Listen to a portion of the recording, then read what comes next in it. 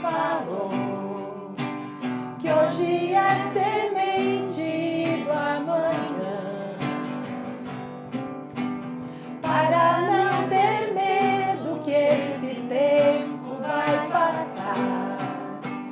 Não se desespere, não, nem pare de sonhar.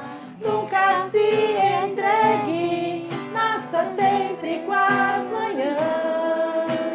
Deixa a luz do sol brilhar no céu do seu olhar. Fé na vida, fé no homem, fé no que virá. Nós podemos tudo, nós podemos mais. Vamos lá fazer o que será. Fé na vida, fé na vida, fé no homem, fé no que virá. Nós podemos tudo, nós podemos mais. Vamos lá fazer o que será. Vamos lá fazer o que será. De novo. Vamos lá fazer o que será.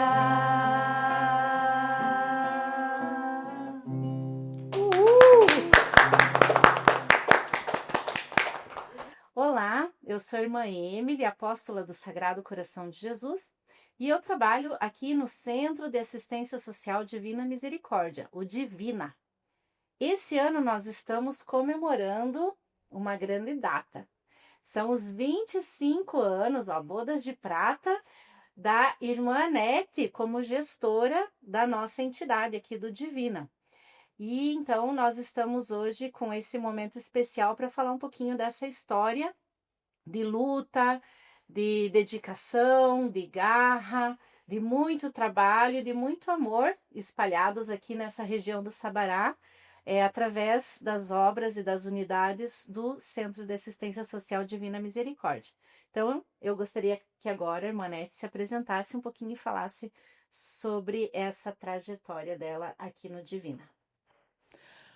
Olá, eu sou a irmã Anete Giordani, sou apóstola do Sagrado Coração de Jesus e fui enviada há 25 anos atrás para essa missão que eu amo e aonde praticamente metade da minha vida estou dedicando a esse trabalho, a essa missão. Agora, devagar, nós vamos conhecendo um pouco essa história toda que nós vamos relatar nas nossas falas aqui do grupo. E aqui conosco hoje, então, nós trouxemos algumas pessoas para compartilhar um pouquinho, né, da trajetória delas aqui no centro também. Então, gostaria que o Diego se apresentasse. Bom, meu nome é Diego, né? Atualmente sou coordenador, né, do Centro de Intergeracional Divina Misericórdia, onde nós atendemos crianças e pessoas idosas. A minha trajetória é um pouco curta, né, no Centro de Assistência, quase 30 anos. Então, ela começa ali quando era creche ainda, né? Então, eu fui um educando da creche, então ali com 4, 5 anos, e aí, né, a história vai, saí da creche e fui estudar. Ali por uns 12 anos, né, eu vou resumir aqui, porque a história é muito longa. Com 12 anos eu me interessei, eu fazia futebol, né, com 8, 9 anos, e ali para meus 12, 13, eu já vi que não era aquilo que eu queria seguir, que eu estava bastante me interessando para o violão, então já meio que descartei, né?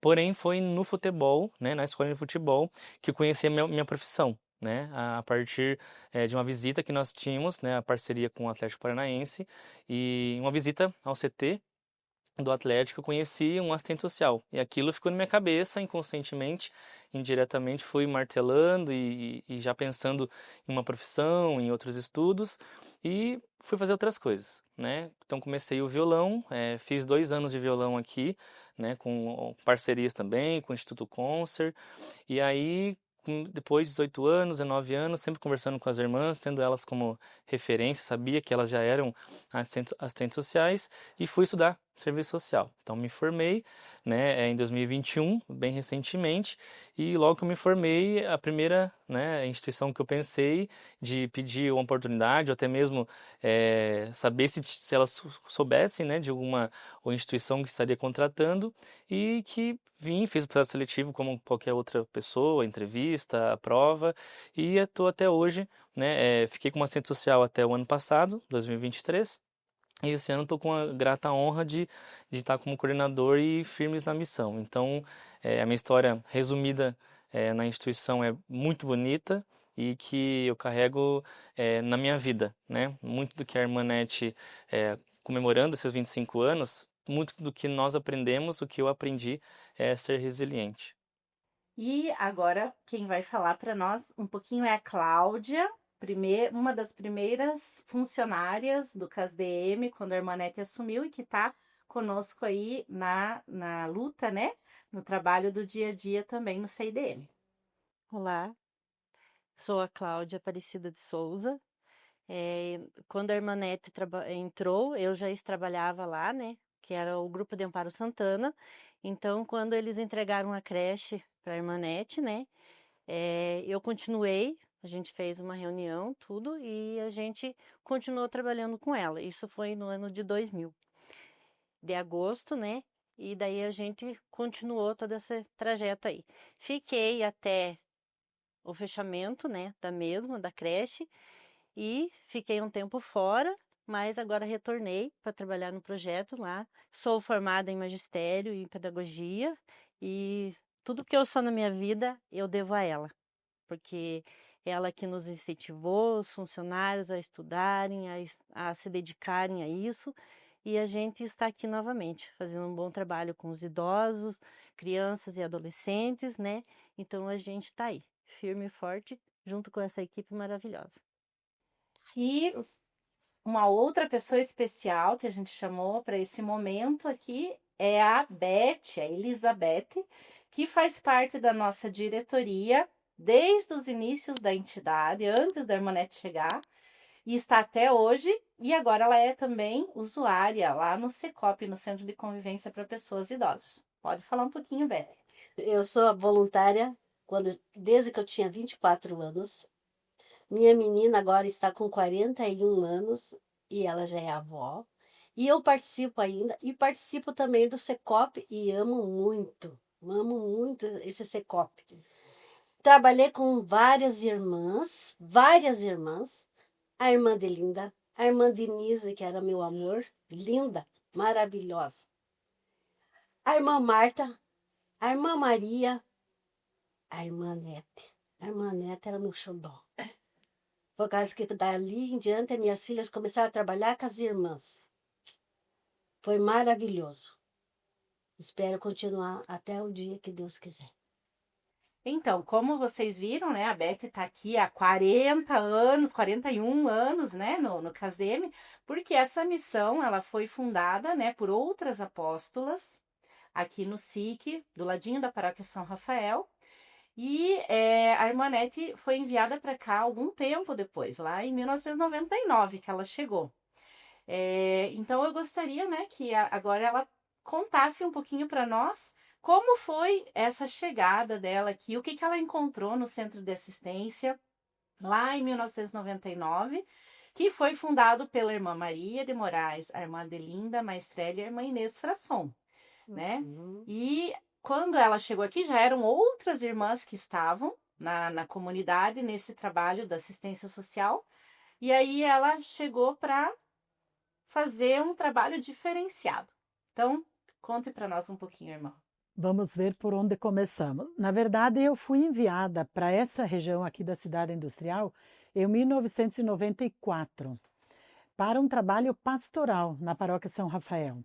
E eu trabalhava com a pastoral da criança, com a pastoral da juventude, com a catequese, e eu visitava todas as comunidades aqui da região, pegando desde o Itatiaia até aqui a região do Sabará. E aí eu fui conhecendo um pouco a realidade das comunidades. E eu ajudava como motorista no Centro de Assistência Social Divina Misericórdia, onde outras irmãs estavam à frente, né? A irmã Denise, depois a irmã Antoninha.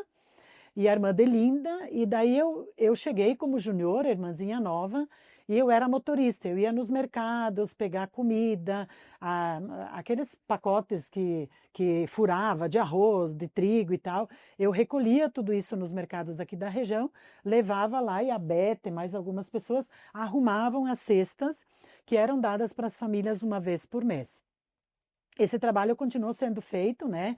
É um trabalho bem assistencial, feito lá naquela sede, que só tinha aquela unidade lá no Santa Helena, e eu ia conhecendo um pouco aquilo. Daí a irmã Antoninha adoeceu, né? E a provincial da época, a irmã Elvira Nickele, retirou a irmã Antoninha, ela não tinha quem colocar. Daí ela me propôs, que eu era estudante de serviço social, ela falou, irmã Anete, você vai lá para aquela instituição, toma a frente daquilo, e eu acho que vai ter que fechar, porque aquele trabalho de entrega de cesta básica, de roupa e tal, de repente pode entregar para a paróquia e o padre se organiza num trabalho de atendimento aos pobres. E você volta para a escola, porque eu sempre trabalhei em escolas. E daí, na época, eu falei, bom, então eu vou conhecer um pouco, né? Quando se chega numa realidade, não se chega já fazendo as coisas, se chega escutando, se chega observando. Eu gosto de usar essa expressão, o olhar aberto e o ouvido atento, né? Escutar os clamores. E daí eu falei, bom, eu olhei tudo aquilo, realmente o prédio era muita coisa lá dentro, muita roupa, muita comida, máquinas, né? E cada vez que chovia, entravam uns 30, 40 centímetros de água, acho que a Beth lembra disso. E apodreceu um monte de coisa, né? Estragou, inclusive, documentação da instituição, que a gente não sabia que estava dentro de caixas, acabaram se perdendo. E, por sorte, a gente conseguiu resgatar o essencial, que eram o estatuto, a ata, esses documentos mais burocráticos, digamos, né, de constituição da instituição. E daí eu peguei aquela unidade e comecei fazendo uma faxina os primeiros meses. E continuava correndo nos mercados para pegar comida para entregar para as famílias.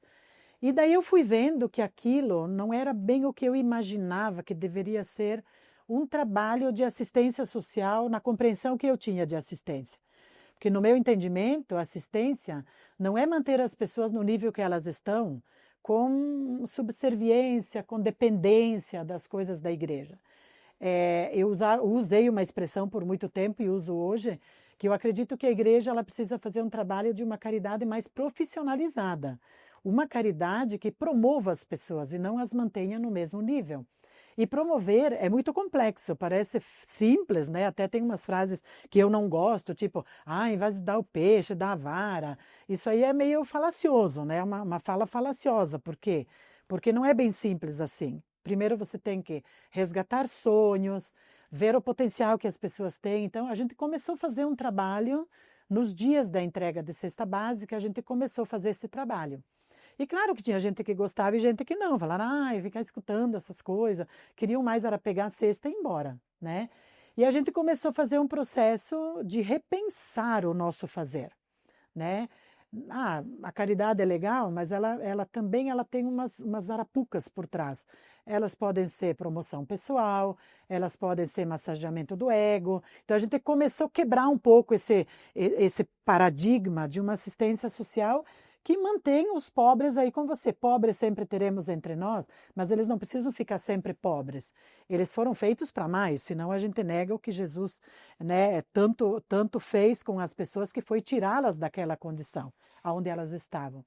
E daí eu comecei a fazer um processo de avaliação, pedi licença para os padres da época e fui nas comunidades católicas da região para fazer um processo avaliativo. Na verdade, foi uma coisa simples, ainda com aquele projetor, era um retroprojetor, né? Eu preparei umas lâminas lá e projetava na parede e fiz uma avaliação. Eram perguntas simples, tipo, quando se fala do Centro de Assistência Social Divina Misericórdia, o que é que vem inicialmente na cabeça? E a resposta foi em todas as comunidades a mesma coisa. É o lugar onde as irmãs dão comida, roupa, sapato para as pessoas pobres. Beleza. Daí a segunda pergunta vinha, o que vocês acham que a gente pode fazer? Mantém assim ou pode-se fazer alguma coisa diferente?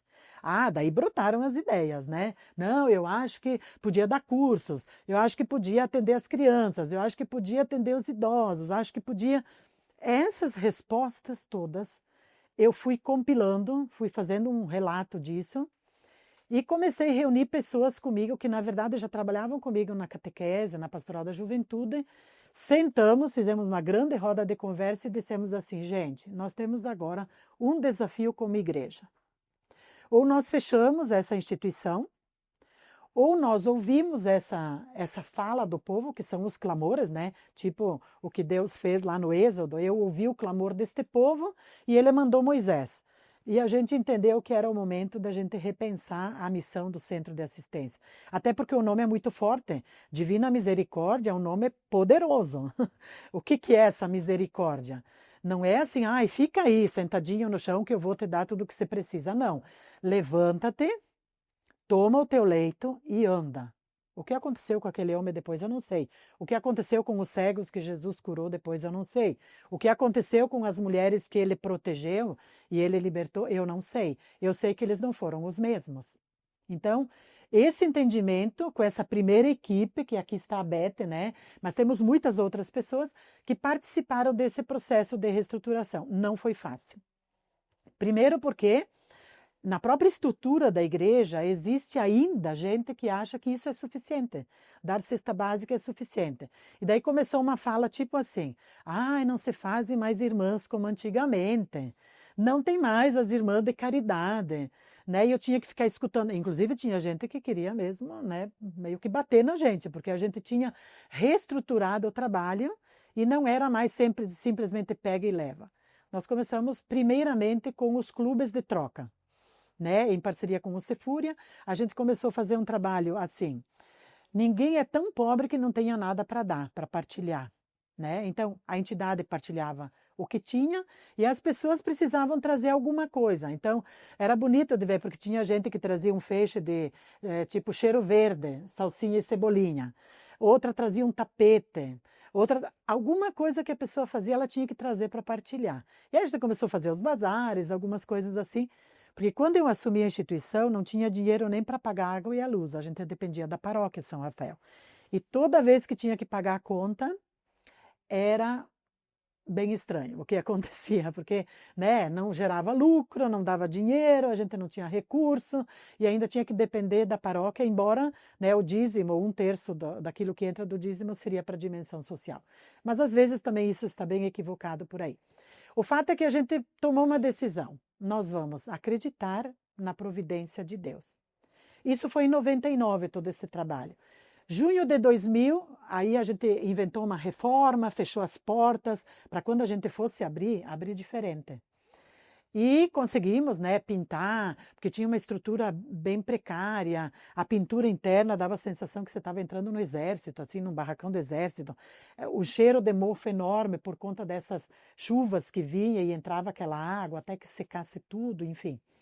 E a gente começou, então, um trabalho em 2000, diferente, realmente trazendo as famílias, tentando procurar emprego, ver a realidade das pessoas. Daí a gente já contratou a primeira assistente social e a primeira recepcionista, que foi a filha da Beth, né, que a gente tinha aí por perto, e correndo com eventos para poder pagar esse pessoal todo para não depender da paróquia. Daí, em final de maio, a Secretaria da Criança de Curitiba nos procurou propondo para nós assumirmos um espaço que ia ficar abandonado. Na verdade, estava bem precário, né, Cláudia? Sim. A mesa, a cadeira, estava muito precária a creche. E daí eles nos procuraram se nós poderíamos assumir essa creche. Daí, quando a gente veio visitar o espaço, falamos, meu Deus, o que a gente vai fazer aqui dentro? Cuidar de criança num espaço assim. As cadeirinhas eram todas de um material que esfarelava, assim. Então, assim, a criança podia sentar e cair, quebrar, se machucar. Nós olhamos aquilo e, com os voluntários, nós fizemos um processo de discernimento, que a gente faz isso até hoje. Assumimos ou não assumimos? Daí, inclusive, o padre da época falou assim, não vamos assumir não, porque não tem recurso e tal. Daí eu escutei um pouco os leigos que estavam lá conosco e eu lancei o desafio, bati na mesa e falei, gente, ou nós somos cristãos e acreditamos em Deus, ou o que nós estamos fazendo aqui? Eu acho que nós temos que acreditar na divina providência. Se Ele nos pôs essa missão, Ele vai estar conosco, Ele está conosco e nós vamos conseguir. e demos a resposta para a Secretaria da Criança e viemos aqui então para essa reunião com os funcionários da época, que a Cláudia era uma delas. Falamos que nós estávamos assumindo, a Secretaria da Criança assumiu nos repassar um valor, só que assim, o valor que vinha era irrisório, perto da necessidade que a gente tinha. Daí nós tínhamos assim, naquela época a creche ainda não era da educação. Então a gente tinha pessoas com ensino fundamental só, que eram educadoras, uma que outra que tinha o ensino médio, mas bem poucas, né? Então a gente fez todo um trabalho de fazer uma coisa mais programada, planejada. Não era só um depósito de crianças, onde as mães deixavam as crianças para poder trabalhar. Não, a gente tinha que fazer realmente que valesse a pena aquele estar das crianças conosco. E a gente começou a trabalhar todo esse conteúdo de missão. Nós somos missionários. Não só no tópico religioso, mas humanitário. Nós temos uma missão em relação a essas crianças que os pais confiam para nós. Né? E começamos todo um trabalho, e por isso que quando a Cláudia falou incentivar, voltar a estudar, né, se formar, por quê? Porque nós já entendíamos que o trabalho nas creches, na educação infantil, era educação e não assistência. Era educação. Embora nós fizéssemos tudo por aquelas crianças. E, na verdade, assim, eu ia lá no SEASA com gente voluntária a juntar frutas, verduras e legumes do chão para poder dar de comer para aquelas crianças. Foram momentos, assim, muito emocionantes, né? Porque os educadores, as pessoas que estavam lá, trabalhando com as crianças, fazendo tudo do bom e do melhor para elas, e eu, como os voluntários, correndo atrás das coisas, as doações, e mantinha aquela outra unidade lá embaixo. Não é que nós fechamos lá. Aquela unidade continuou trabalhando, funcionando. Devagar a gente foi inserindo crianças e adolescentes também. Daí começamos a dar cursos, né? Continuar, na verdade, porque a gente já ganha umas máquinas de datilografia, então a gente estruturou diferente aquelas salas, colocamos aula de datilografia, aula de violão, tinha artesanato, costura, né, Bete? Tinha um monte de coisa boa que a gente voltou a organizar lá, daí nós fazíamos os bazares dos produtos do artesanato, daquilo que elas costuravam, enfim, lá continuou o trabalho e a irmã Delinda ficava lá. E eu vinha para cá todo dia, porque eu ainda morava lá do lado da paróquia São Rafael. E eu vinha de carro para cá todo dia, daí para ver o que a gente fazia aqui e sair correndo atrás das coisas para manter. Eram 100 crianças que a gente tinha aqui, com os funcionários, né? A gente pagava bem pouquinho, era o mínimo. Acho que o primeiro salário era R$ 200, nem lembro. Muito pouco que a gente pagava. Mas com o tempo a gente foi entendendo mais o que tinha que acontecer.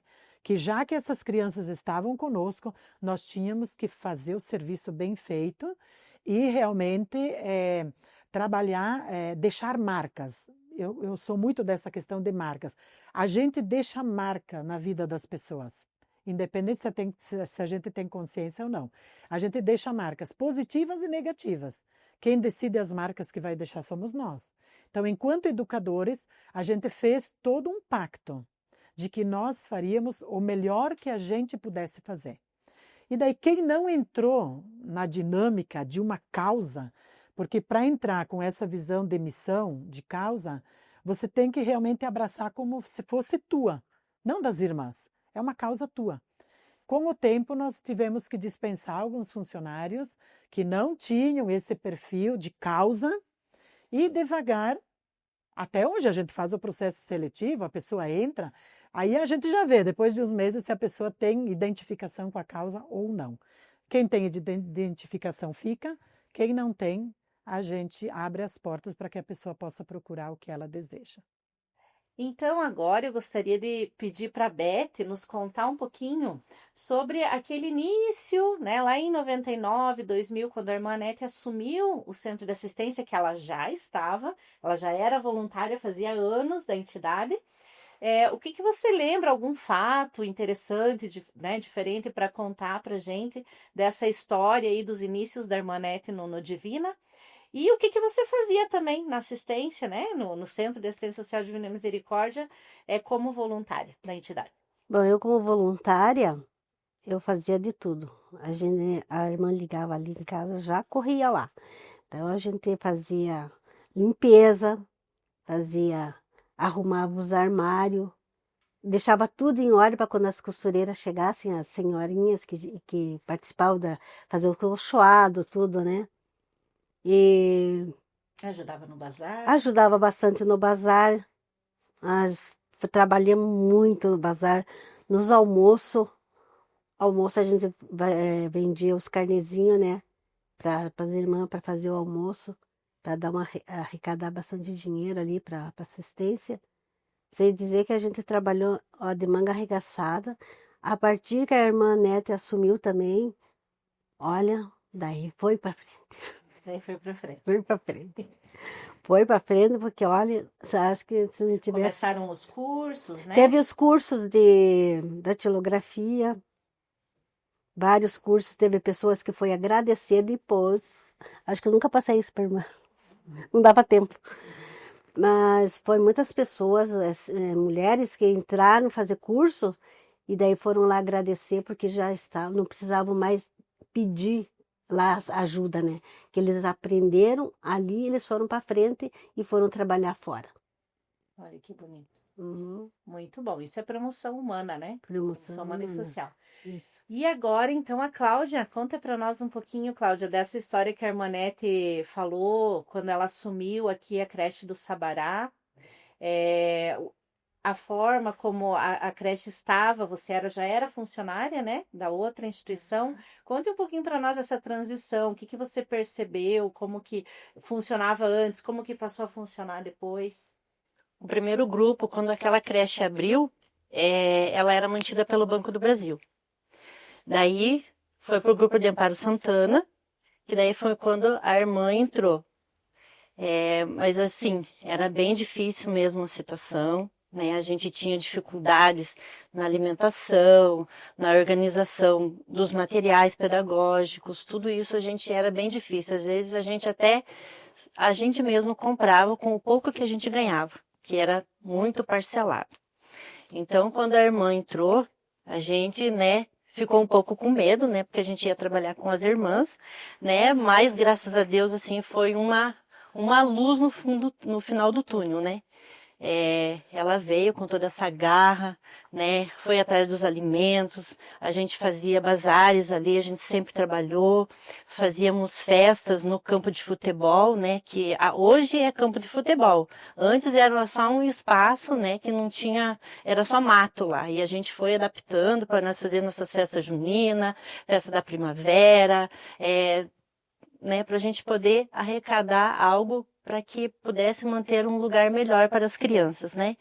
Então, no decorrer do período aí que ela estava, eu também precisava de pessoas que tivessem estudos. Nós, a maioria, a gente não tinha o segundo grau.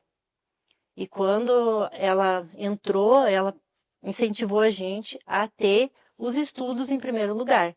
A gente terminou o segundo grau, daí depois logo em seguida a gente ela pagou as nossas matrículas, né, para que a gente não desistisse, né, para que a gente ficasse firme no caminho. Daí a gente se formou em magistério, daí veio a pedagogia, né, mas assim, ela foi uma mulher muito guerreira de ter pegado, né, essa causa da creche, porque era assim um lugar assim bem complicado mesmo. Tanto os pais como as crianças, era um espaço que a gente estava acostumado a ficar ali, porque a gente, né, a situação, a gente se acostumou com a situação. Mas ela chegou e deu um renovo em tudo, no ambiente, nos móveis, na alimentação, que era o mais importante, né? A gente tinha, mas não era o melhor, era o que tinha naquele momento. E quando ela veio, ela depositou para nós, funcionários, e para as crianças, o melhor. Assim como Deus faz, né? Deus nos dá o melhor. Então, e ela fez isso com a gente. Ela deu o melhor dela para nós. E nós, como funcionários, né? A gente tinha que abraçar essa causa com todo amor e carinho, porque as crianças dependiam de nós, né? Do nosso estudo, e assim a gente colocou para eles um melhor aprendizado, um planejamento melhor, né, que pudesse, a gente às vezes não pode nem não vai estar vivo para ver, mas a gente está aqui, ó, com o Diego, que foi um nosso também aluno, né, e ele tá aí também, firme e forte com a gente tem a Giovana lá no Cisgime, que também foi nossa aluna, né? Tem vários funcionários dela que já passaram por ela, que foram nossos alunos, então a gente plantou a semente e a gente é muito grato a Deus, primeiramente, e grato pela irmã. Muito obrigada. Bonito, né? E assim, a irmã Nete falou brevemente, o Diego também disse que ele participou da escolinha de futebol aqui no Centro de Assistência. Então eu gostaria que primeiro a irmã Nete contasse um pouquinho o início da escola de futebol, da onde que saiu essa ideia, né, de ter uma escola de futebol numa entidade aqui social. E aí depois que o Diego contasse um pouquinho da experiência dele na escolinha de futebol, lá nos inícios, o que que eles faziam, quem é que era o treinador na época, como é que foi. Bom, então assim, só recordando, nós tínhamos a unidade lá do Santa Helena e a creche. Só que estar morando lá embaixo e vir para cá todo dia, eu senti que parecia que eu estava deslocada. É alguém de fora que vem trabalhar aqui. E daí eu fiz a proposta para a nossa provincial para vir morar aqui na vila. Só que a gente não tinha casa aqui na comunidade. Então eu fiquei com a missão de procurar uma casa aqui na região para a gente alugar e vir morar aqui no meio da comunidade. Por quê? Porque na época nós tínhamos problemas sérios aqui em relação à violência e à droga. Por semana nós perdíamos uma média de 1, 2 até 3 adolescentes assassinados, jovens, porque nós tínhamos 3 grupos rivais: os anjos, os arteiros e os tirivas. E andavam armados e tal, né? E a gente vinha para cá, ficava sabendo das mortes, mas no final da tarde eu voltava lá para Santa Helena, porque eu morava lá. Então eu senti no coração que a gente precisava morar aqui no meio da comunidade, estar no meio do povo para sentir tudo, manhã, tarde e noite. E daí eu fiz a proposta para o Conselho Provincial e teve muita resistência, mas como é que vai morar lá no meio? É muito violento. Até hoje nós temos esse rótulo de uma comunidade violenta, e que não é mais. Mas a gente veio morar para cá e a única irmã que quis me acompanhar foi a irmã Adelinda, de saudosa memória, 20 anos, trabalhou aqui conosco, praticamente 20 anos, e ela decidiu me acompanhar. E nós alugamos uma casa, a província alugou uma casa aqui perto de um campinho, que não era um campo, né? Era um terrão vermelho, onde a meninada jogava bola nos finais de semana, nos sábados, domingos. Então, eu era diretora da creche, a irmã Adelinda ficava lá embaixo, mas nós íamos morar para cá. Daí, começaram a acontecer, continuaram as mortes dos adolescentes e me chamavam para ir nos velórios. Então, eu ia para fazer a oração, para falar com os jovens, os adolescentes, né, amigos do adolescente e do jovem que tinha morrido, e aquilo começou a me incomodar demais. Eu falei, olha, se Madre Clélia estivesse aqui, ela faria alguma coisa. Eu não sei o que, mas ela faria. Naquele mesmo ano de 2000 que nós ganhamos a creche, a Associação de Proteção à Infância Casa da Criança Tia Teresa tinha fechado as portas de um prédio que eles construíram em Mutirão, que hoje é a sede da instituição, aqui perto, que é o Centro Juvenil Madre Clélia.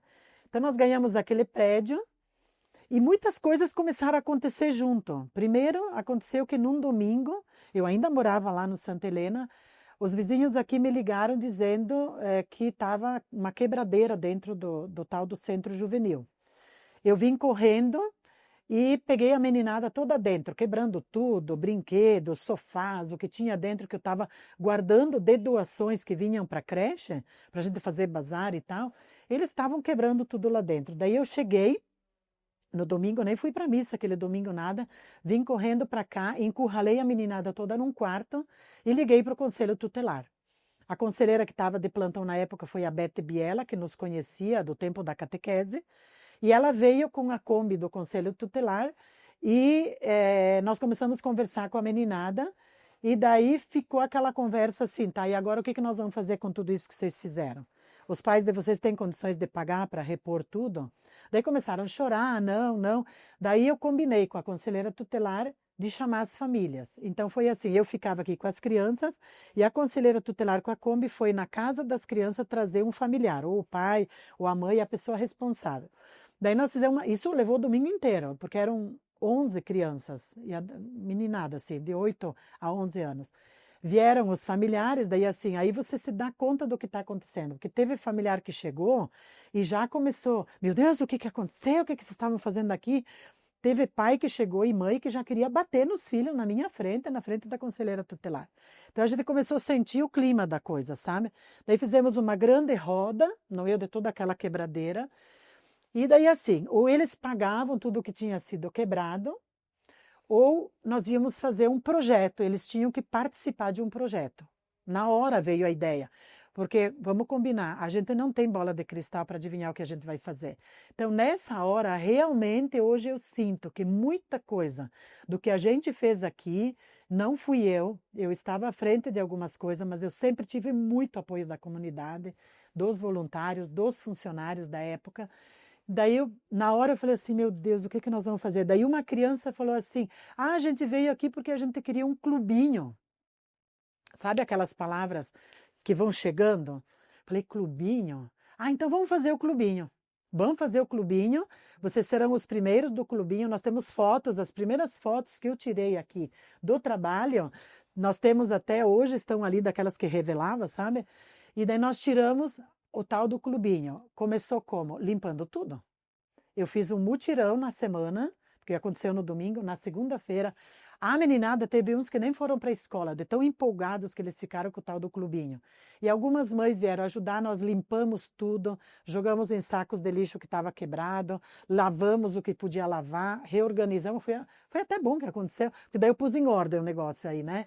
E daí a gente guardou tudo, porque tinha brinquedo, papel higiênico, material de limpeza, eles derrubaram, fizeram. Os papel higiênico viraram serpentina de carnaval, virou papel higiênico por tudo.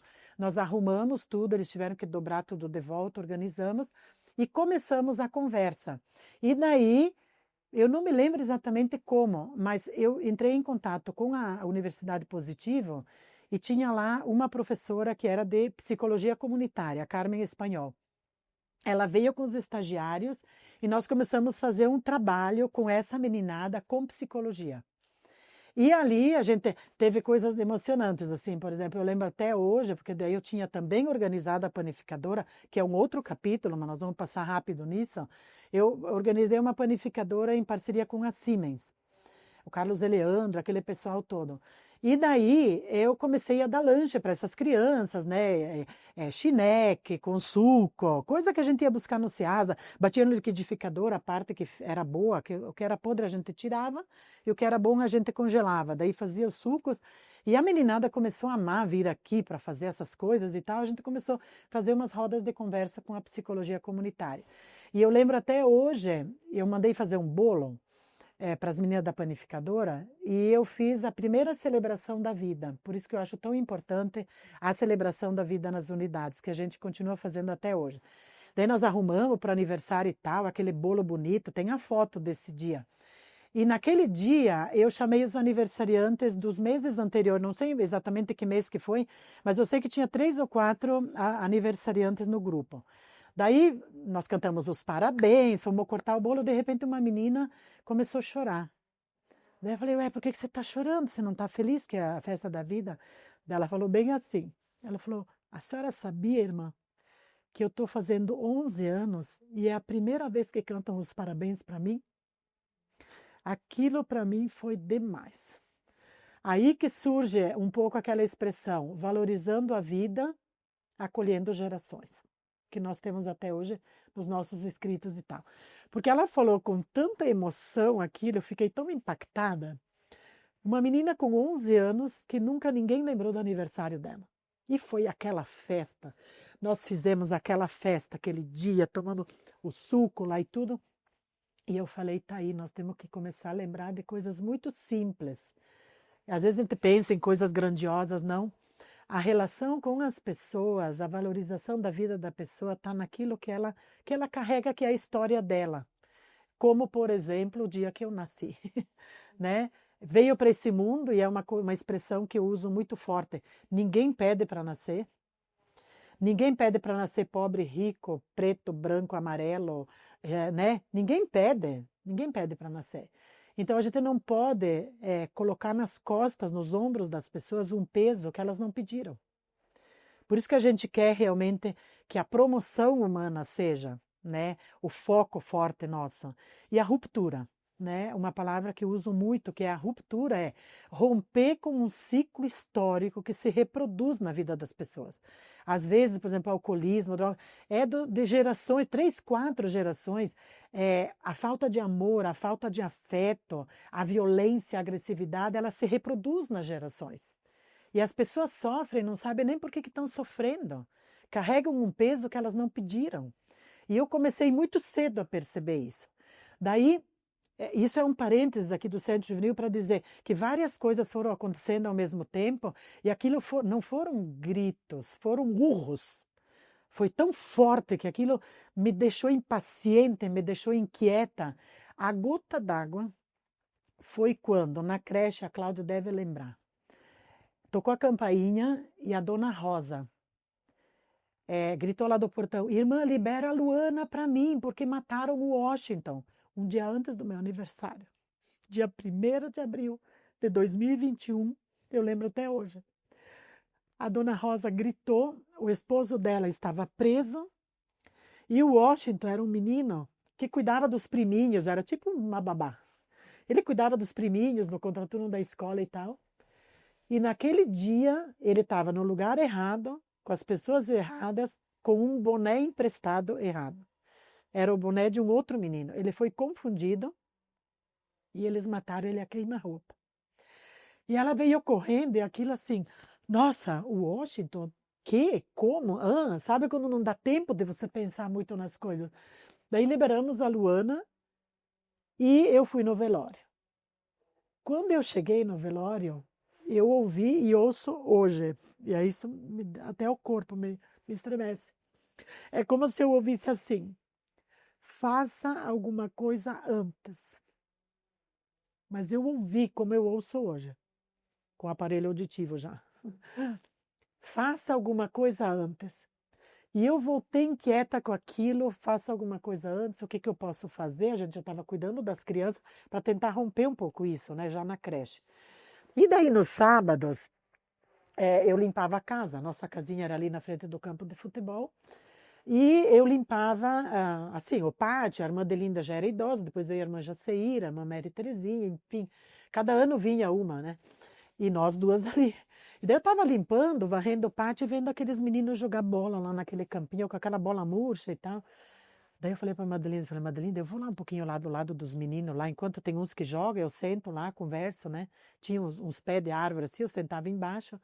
Daí um dia, sei lá, eu caí na asneira de dizer: escuta, eu posso jogar aí com vocês? Daí virou aquela piada, né? Eles começaram a rir de mim. Tá, capaz que vai rir. Eu falei: vocês estão me desafiando, olha que eu jogo bola. Porque eu jogava bola antes de entrar no convento. E daí fui lá, no outro final de semana, naquele final de semana eu já estava terminando de manhã e eu tinha, não sei o que eu tinha à tarde, não pude ficar lá. Daí já na semana comprei uns shorts no bazar, comprei um tênis. No outro sábado eu estava lá, para jogar bola com eles. Daí comecei a jogar um pouquinho, depois eu saía, enfim, lá com eles. Enquanto os outros jogavam e brigavam, enfim, eu estava sentada com os outros na beira. Sai dali, eu quero entrar agora.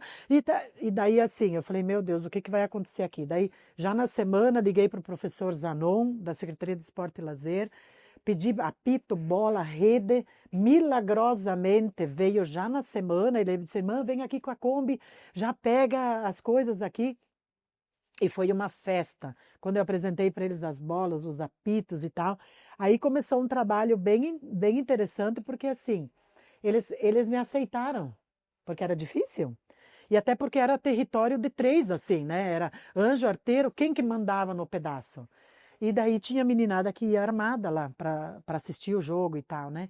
Então eu já fui entrando, já fui meio que tomando a frente. Daí, antes de jogar, eu já levava um lanche, ou no meio lá, entre o jogo de um e de outro, eu já pedia para a irmã levar para mim lá os chineques, os sucos lá, já fazia um lanchinho com eles lá, daí eles já começaram a gostar do negócio. Eu lembro até hoje, eram umas canequinhas azul de plástico que a gente tinha na creche, eu emprestava as canequinhas, né, e levava lá e fazia o lanche e aproveitava para falar com eles, né, sobre a importância do futebol. E aí os papos foram os mais diversos. Eu sei que depois de um tempo a gente fez um pacto, que aquele campo não seria nem dos anjos, nem dos arteiros e nem dos tirivas. era um campo neutro, onde todos podiam jogar, só que não podiam entrar armados. E teve casos que eu tive que abordar mesmo. Eu chegava, eu via que o menino estava com a arma, eu chegava e já, o que é isso daqui?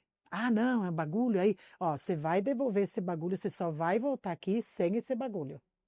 Daí tinha menino que ficava 15 dias sem vir, mas depois voltava. Daí era a nossa alegria. Nossa, eu ia, abraçava e fazia festa e tal. E começou a crescer, crescer. Um monte de menino que não dava conta de jogar ali. E daí eu tive que pedir socorro para os padres piamartinos, que me mandaram os seminaristas. Daí no sábado eu jogava com os pequenos e os seminaristas iam para o campo de grama, que é ali do lado hoje do Centro Intergeracional. E começou a encher, nós ficamos com muito menino e menina. E daí eu falei, meu Deus, nós temos que fazer alguma coisa por esses meninos. Daí tem um processo interessante, porque assim, a gente começou a participar dos campeonatos de futebol de areia. Por quê? Porque a meninada não tinha chuteira. Então, para não humilhar, para não fazer eles passarem vergonha, a gente participava só dos campeonatos de futebol de areia. Só que para participar dos campeonatos, a gente tinha que ter o nome da escola e uniforme. E aonde a gente não tinha isso, né? E daí começou, como eu sempre gosto de fazer, as rodas de conversa para o nome da escola e para o uniforme da escola. Isso aqui mereceria um capítulo à parte, na verdade, porque teria que mostrar como nós fizemos. Porque o nome da escola foi interessante. Primeiro porque assim, Escola Madre Clélia, Escola Divina Misericórdia. Eu não sei se o Diego estava nessa época que nós fizemos o concurso das camisetas e do nome. Não. Enfim, daí um menino lá no meio falou assim, Escola de Futebol Sabará. Os outros, não, não, não. Eu falei, como não? Por que não? Ah, porque quando a gente vai ali para as vilas, os piá querem catar a gente porque diz que nós somos tudo bandido.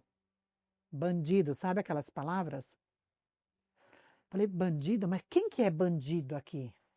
Não, nós não é. Mas eles dizem que a gente é. Eu falei, vamos conversar. Quem que é bandida? A tua mãe é bandida? Não, a tua é.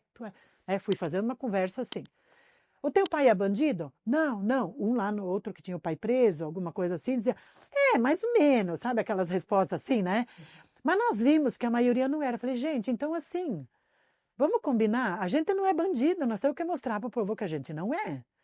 Então, olha só, quando a gente for para os campeonatos, a gente não vai brigar, a gente não vai falar palavrão, a gente não vai... Porque se a gente fizer isso, a gente vai reforçar que a gente é bandido. Nós não somos bandidos. Não somos bandidos? Não somos.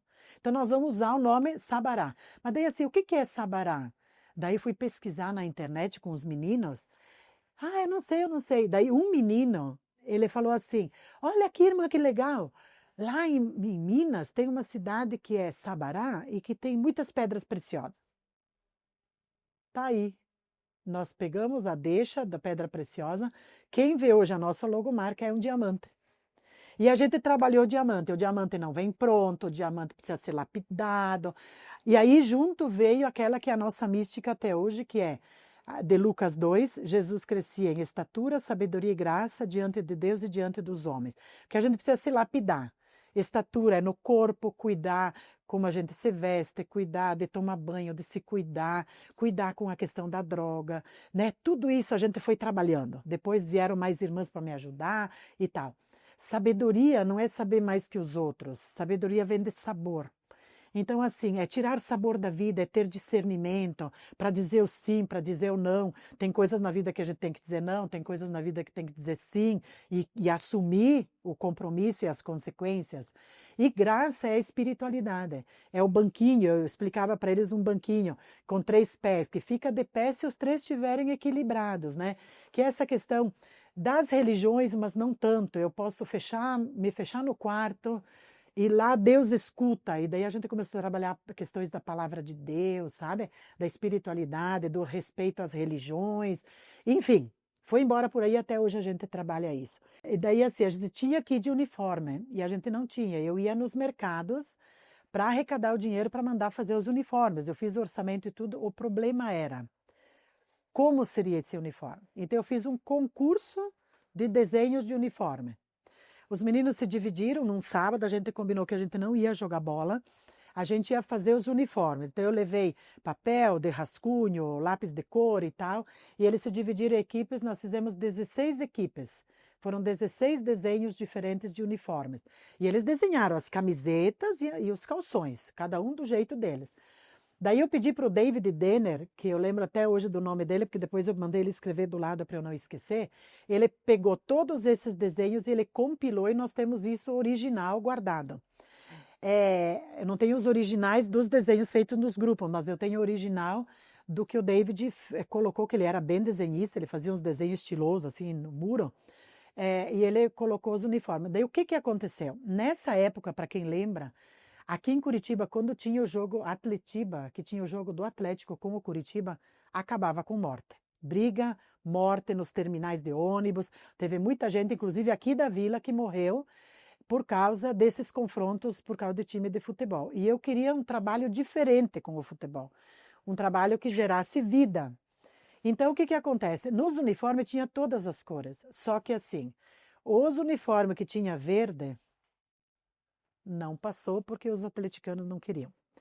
Os uniformes que tinha vermelho, não passou porque os atleticanos não queriam. Por sorte, os coxa não queriam. Por sorte, no meio desses desenhos, tinha uns que não tinham nem o vermelho nem o verde, mas ficava entre o amarelo, o preto e o branco.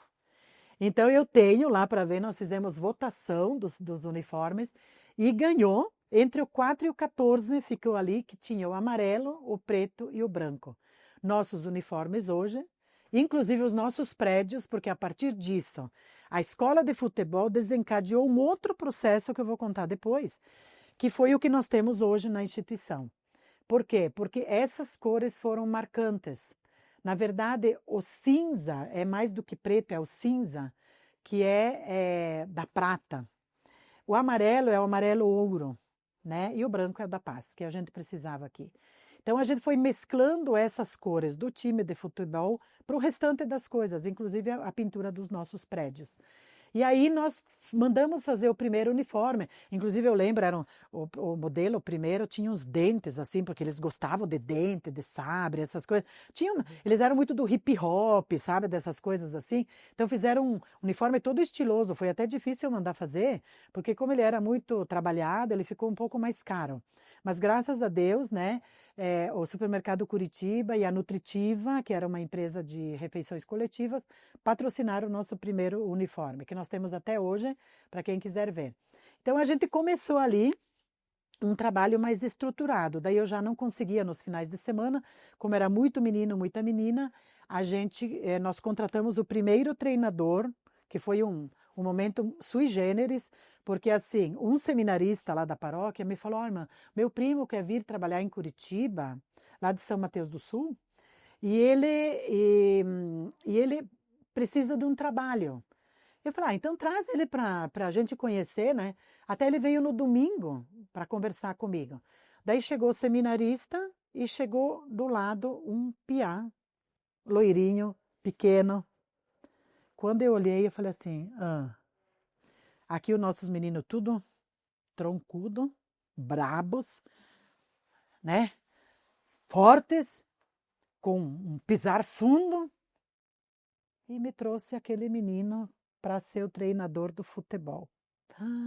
E eu não tinha como voltar atrás na minha palavra. Vou contratar o piá, né?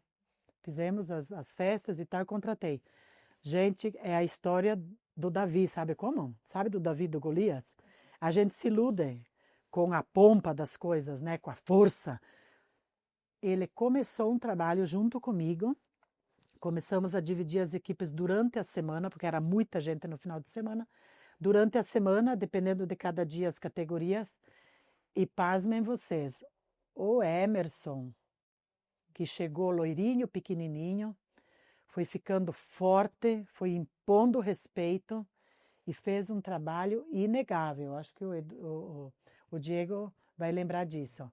Ele pôs a coisa na linha do jeito que estava no coração de Deus e que a gente pensava, que era uma escola onde se respeitasse, se treinasse, se competisse. Inclusive, a gente, numa das nossas unidades, nós temos um painel na parede cheia de troféus. Aonde a gente ia, a gente surpreendia. E assim, as nossas primeiras bandeiras foram de TNT, amarelo, porque a gente não tinha recurso para outras coisas. A gente levava umas bolachas que a gente ganhava para dar um lanchinho para as crianças poderem ter força para jogar, porque tinha uns que não tinham nem café para tomar em casa. Então, assim, a gente foi observando as necessidades e a gente foi estruturando a escola, que foi ficando muito grande e não comportava mais nos terrenos. Daí vem, depois que o Diego fala, a gente pode falar sobre as nossas conquistas a partir da escola de futebol. Que eu acho que agora daí o Diego pode falar um pouco a experiência que ele teve na escola de futebol. Bom, quando eu iniciei na escola de futebol, ainda era a escola de futebol Sabará, né? Com uniforme amarelo, que a irmã comentou, né? E ali muitos incentivado, eu entrei muito incentivado por amigos da própria escola, que já faziam a escolinha. Aí também, naquela época, hoje eu tenho esse discernimento, mas tanto o professor Emerson quanto a irmã Nete sempre deixaram muito claro que ali não se formavam jogadores, se formavam pessoas, né? Cidadãos. Então, o que a gente tem muito marcante é que a irmã comentou há pouco, né? Ali tinha duas vezes por semana o treino. E a gente ficava muito bravo porque uma vez na semana a gente não treinava, digamos, né? Porque a gente tinha essa roda de conversa, até mesmo fazia os deveres de casa, né? Hoje é difícil, né? A gente vê, pelas nossas crianças que nós atendemos, poucos professores da escola mandam tarefas de casa para fazer em casa. E naquela época a gente fazia, né? Dever de casa, aprendia a mexer ali na informática, faziam pesquisas na internet, enfim, né? Então a formação cidadã era muito forte. Hoje, mais madura, a gente entende, mas na época a gente ficava furioso, né?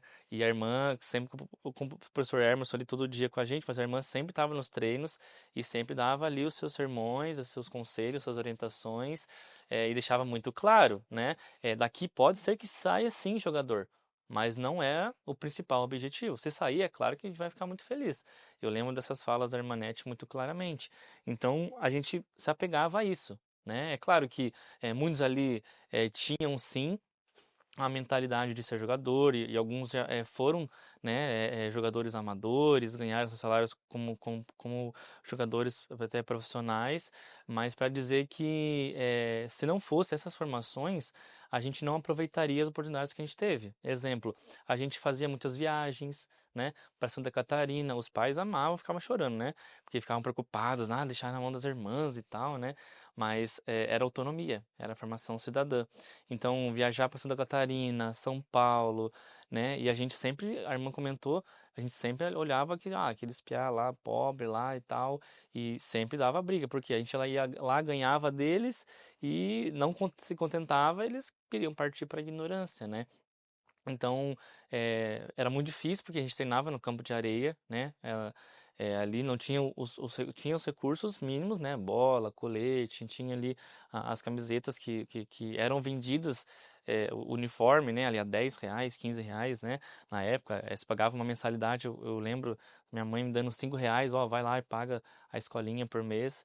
E aí, depois de um tempo, eu não lembro quanto tempo depois, veio a parceria com o Atlético, né? Que daí veio os recursos, o uniforme também, mas nunca deixou de ser acessível. Eu acho que o que mais marca a escola de futebol enquanto promoção humana é de gerar oportunidades. Porque além de você nunca se imagina, por exemplo, vestindo uma camisa de um clube paranaense gigante e uniforme oficial. Então eu via os meninos mesmo mexendo assim no uniforme original, era outro material, era outra coisa, e aquele orgulho. Então, mesmo quem torcia para os outros times, vestia aquilo com muito amor, porque gosta da coisa, né? Então, quando a gente viajava, era aquela expectativa e tal, né? De vestir o uniforme, de ir fazer oração, de ter a oportunidade de conhecer outras pessoas e outros ambientes. Então, quando eu comentei no início de visitar o CT do Caju, a gente visitou o CT pela manhã, pegamos as assinaturas, deve ter foto ainda, eu não tenho acesso a essas fotos, mas a gente tem com certeza fotos disso, e era uma época auge do Atlético, né? E à noite a gente foi assistir um jogo, né? Acho que era Sul-Americana, se eu não me engano, e o Atlético ganhou e tal, e foi que ali, né? Chegamos meia-noite, uma hora da manhã em casa, os pais desesperados, cadê meu filho, né? Eu sei por causa da minha mãe, mas foi uma oportunidade muito, muito bacana. E a gente conversou com outros profissionais, massagista, fisioterapeuta, médico, fora os jogadores, né? Eu sempre comento com as pessoas, quando eu vou contar da minha história no caso da Amy, é que a gente só conhecia jogador. Então a gente conheceu lá fisioterapeuta, assistente social, psicólogo, e aquilo marca a criança, né? Com a sua maturidade a gente não entende, mas lá na frente a sementinha foi plantada. Então hoje eu sou um semente do amanhã. Então a irmã sempre tem essa música, né? A gente planta as sementes, e como a Cláudia me comentou, às vezes a gente não vai ver ela já germinada, já pronta, né? Mas que o mais importante é saber que aquela sementinha é uma sementinha positiva. E aí, né, depois da escola de futebol, ainda continuou, ainda quando eu saio para fazer aula de violão, né, muito incentivado pelas irmãs, porque as irmãs sempre tocavam na igreja, na missa. Eu falei, não, um dia eu quero estar lá também, né? Eu era coroinha, às vezes eu até me perdia na igreja porque eu ficava tão vidrado assim na música que eu até esqueci de fazer o que tinha que fazer ali no altar, né? Mas aquilo já me conquistou de uma forma que hoje, né, como colaborador, como missionário, né, do CASDM, a gente faz muito além do que a gente está no contrato, digamos assim, né? E faz com amor, que é o que mais faz diferença. Muito bem, então nós já escutamos um pouquinho o início, né, da Irmanete no Centro de Assistência Unidade Sede Antiga, que hoje é o Secop. A Cláudia falou um pouquinho pra gente da creche, quando ela assumiu, a Irmanete assumiu aqui. A Irmanete já contou a história do Centro Juvenil e a Escola de Futebol, que nasceram meio juntas. A panificadora, que também a gente teve por um tempo do lado aqui do Centro Juvenil. E agora, né, eu gostaria que a Irmanete contasse um pouquinho, brevemente, porque é uma história muito longa, mas contasse um pouquinho do CISDIM, o Centro de Integração Social Divina Misericórdia, que é a unidade maior que nós temos no CASDM, fruto da misericórdia e da providência divina, e que atende lá crianças e adolescentes, desde o início, né? Até hoje a gente está lá com um trabalho grande que atende mais de 200 crianças e adolescentes naquele espaço. Da onde que surgiu isso, Irmanete? Como é que foi plantada essa semente? Bom, foi assim. Como começou a crescer demais o número de crianças e adolescentes na escola de futebol, e a creche funcionando, e o centro juvenil funcionando, e lá o Secop, que era a sede, funcionando, tudo ao mesmo tempo, aquilo foi crescendo, né? E para dar conta disso, realmente comecei a escrever projetos e tal, começar a captar recursos de outras fontes, porque só o que entrava nos nossos bazares, nas festas, sem chance para pagar todo o pessoal e manter, né, a coisa funcionando. Daí, assim, eu fui para um retiro de 7 dias que a gente faz na congregação, uma vez por ano, e angustiada. Por quê? Porque quando a criançada estava jogando, do lado de fora, iam lá para assistir, mas tinha gente fumando maconha, tinha meninada puxando raia com cerol, e eu preocupada, eu falei, meu Deus, se acontece alguma coisa com essas crianças, como que eu vou ser presa? Até eu brincava com eles, eu dizia, ó, se eu for presa, vocês têm que fazer uma rotina de gente para me levar marmita, porque assim, era muita gente, né? Inclusive, às vezes tinha gente nova que entrava, brigava, daí vinha pai tomar satisfação, e eu tinha alguns pais que eram envolvidos aqui com as situações todas de matança na região. Mas assim, eu digo, Deus permite que a gente não pense muito nisso, sabe? Quando a gente foca numa causa, parece que Deus cega a gente para outras questões. O foco era as crianças e aí a gente ia embora. E daí eu fui para esse retiro angustiada, eu falei, meu Deus do céu, cuida daquilo, né? Mas assim, sabe quando você sente que você precisa de um espaço para dizer que é teu? Não teu por uma questão de posse, porque nós irmãs temos o voto de pobreza, a gente nunca vai ter nada da gente. É tudo da comunidade, é tudo da igreja, é o reino de Deus. Mas eu fui para aquele retiro e falei, ai, Deus vai ter que me mostrar como fazer para ter um lugar que eu possa pôr uma cerca e dizer, não, aqui só entra quem eu deixo. Justamente para proteger as crianças, né? Fui para esse retiro, ali pelo 3º dia do retiro, começou a vir na minha cabeça. Fala com o Jorge Favreto. Com o Jorge Favreto. Eu falei, Jorge Favreto. A gente andava muito por aqui, tinha as placas assim, Imobiliária Favreto, Imobiliária Favreto. E eu trabalhei uns anos no Madre Clélia. E lá tinha várias famílias Favreto. Só que eu não lembrava dos detalhes assim. Jorge Favreto e tal. E foi muito forte, tanto que eu anotei, pena que eu não guardo, eu rasgo tudo para não ficar carregando peso.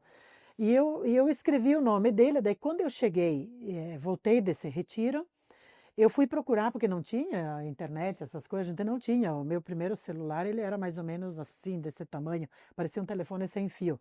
E tinha nos carros, nos nossos carros, tinha aquela revista Aqui Curitiba, que a gente procurava os telefones e procurava os endereços no mapa. E eu fui procurar Jorge Favreto. Favreto começava sempre pelo sobrenome, né? Favreto, Favreto, e eu não achava Jorge Favreto lá. Daí liguei para um lugar lá que era Favreto, era uma distribuidora de bebidas. Eu falei, ó, eu estou procurando Jorge Favreto, vocês poderiam me informar e tal, o telefone? Daí ele falou, ah, não, é o meu primo e tal. Me passaram o telefone, eu liguei. Eu falei, olha, eu gostaria de falar com o Jorge Favreto. Daí a pessoa que me atendeu falou assim, quem que está falando? Eu falei, olha, a irmã Anete, ele não me conhece, mas eu vou me apresentar. Daí passaram o telefone para ele. Ele falou, alô? Aquela voz dele, assim, né? Quem conhece o Jorge. Alô? Eu falei, alô, seu Jorge? Sim, quem que está falando? Eu falei, olha, aqui é a irmã Anete, o senhor não me conhece. Quando eu falei, o senhor não me conhece? Como que eu não conheço? Claro que eu conheço. Você trabalhou no Madre Clélia, foi professora dos meus filhos. Eu falei, Jorge, professor dos meus filhos. Eu falei assim, tô sabendo que você está aí no Sabará, trabalhando com a piazada. O que você está precisando? Eu falei, então, eu precisava conversar com o senhor, já não sabia mais o que falar com o homem, né? Então, eu precisava falar com o senhor umas coisas que eu estou pensando aqui. Aonde é que tu está agora? Eu falei, tô aqui no Sabará. Não quer vir aqui agora? Eu falei, aqui aonde? Aqui onde eu trabalho, na imobiliária. Imobiliária? Eu falei, me passa o endereço. Aqui perto do terminal do Pinheirinho. Então tá, daí ele foi me ensinando lá como é que chegava, né? Fui lá no mapa procurar, né? Que era um mapa quadriculado, a gente tinha que achar o quadrado, a letra, né? Fui lá, cheguei lá na imobiliária. Cheguei no térreo, falei, olha, eu vim falar com o seu Jorge, daí o porteiro telefonou lá pro seu Jorge, subi o elevador, cheguei lá, a menina já me recebeu e tal, entrei na sala, mas como que tu tá? Nossa, tá mais veinha, não sei o quê, porque quando ele me conheceu eu era juniora, eu era novinha, né? Trabalhei no Madre Clélia como tesoureira. E daí entrei na sala e ele começou a falar e tal, ele era lá de Santa Catarina, aqueles bonachão assim.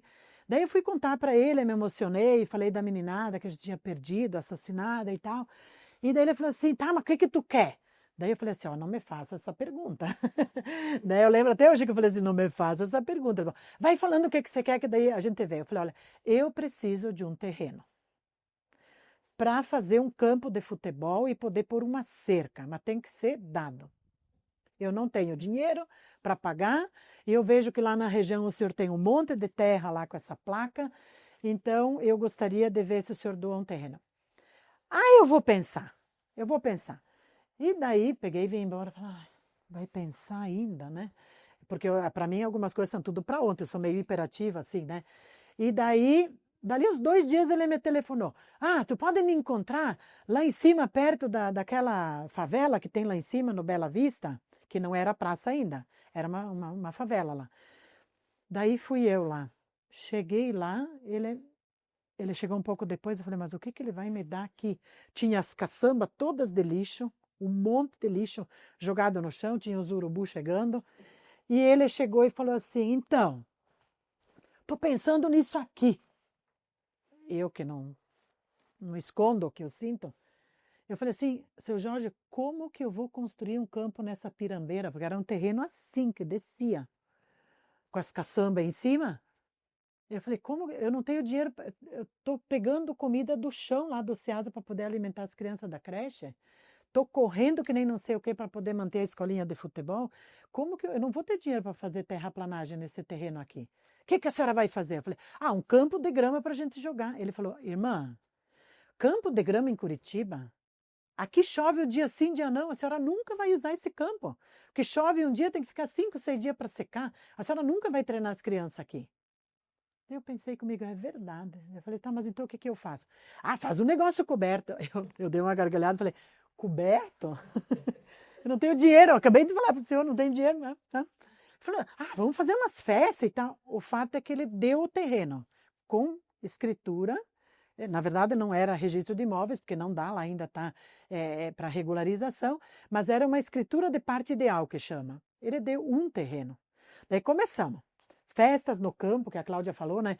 Daí você tava lá, festa da primavera, que a gente inventou, foi naquela época, com o desfile da flor mais bela, armava um temporal, tinha que recolher tudo. Mesa, cadeira, os enfeites, tudo aquilo, de crepom, aquilo virava uma meleca, porque daí molhava tudo aquilo. Corríamos para dentro da creche, que tinha só uma coberturinha assim.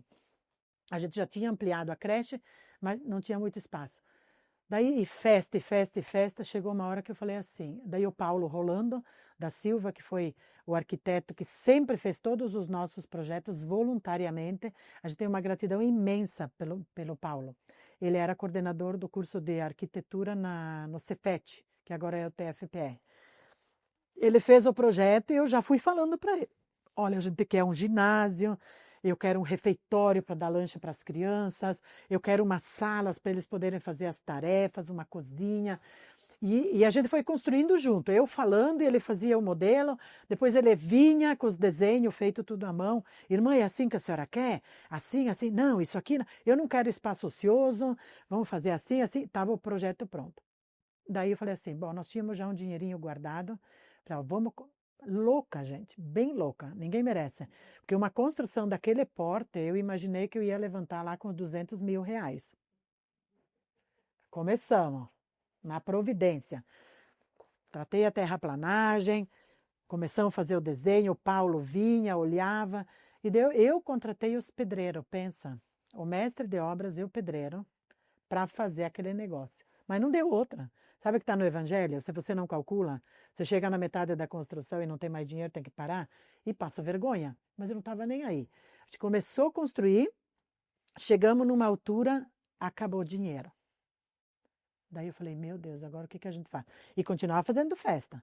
Mas daí tive que mandar embora os pedreiros, né, e tudo, e parou. Ficou uns meses aquilo lá, até os tapumes, tudo envergando por causa do sol, da chuva. Daí um dia eu fui num encontro de religiosos da CRB. E daí era para falar sobre a opção preferencial pelos pobres. Eu falei, oba, vou lá, que eu quero ver o que vão falar. Vai ter soluções lá para quem trabalha com os pobres. E fala de pobre, de Puebla, de Medellín, e fala, e fala, e fala. E aquilo foi me estressando, porque eu estava já nos nervos, né? Daí eu só perguntei assim, escuta, até que hora que a gente vai ficar falando de pobre aqui? Daí ficou aquele silêncio, assim, né? Ah, não, a gente tem a segunda parte, depois do intervalo e tal. Eu acho que nem me lembro quem que era o palestrante, mas era uma religiosa. Depois a gente continua conversando e tal, né? Daí eu falei, então acho que eu vou embora, porque eu tenho mais o que fazer, porque eu, né? Daí no intervalo do café, ninguém veio conversar comigo, porque eles viram que eu estava surtando lá. Depois de um tempo, se aproximou um jovem, e ele falou assim, irmã, por que a senhora está assim, tão angustiada e tal? Eu falei, eu estou indignada.